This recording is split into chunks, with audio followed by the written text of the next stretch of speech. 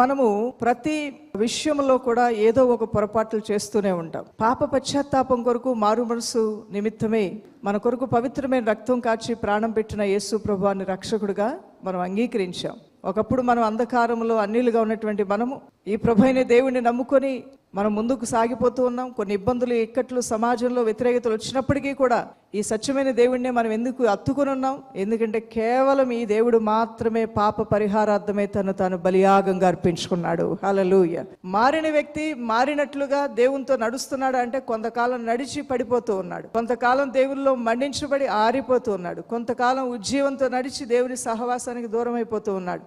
ప్రభువులో ఒక్కసారి నీ యొక్క ఆత్మీయ యాత్రను ప్రారంభించిన తర్వాత నీ మనస్సు మార్చబడి దేవునికి నీ జీవితాన్ని సమర్పించుకోవడం అనేదే గొప్ప భాగ్యం. ఈ భూమి మీద పుట్టిన ప్రతి మానవుడు కూడా ఈ సర్వశక్తిగల దేవుడిని ఎదుర్కోవాల్సిందే.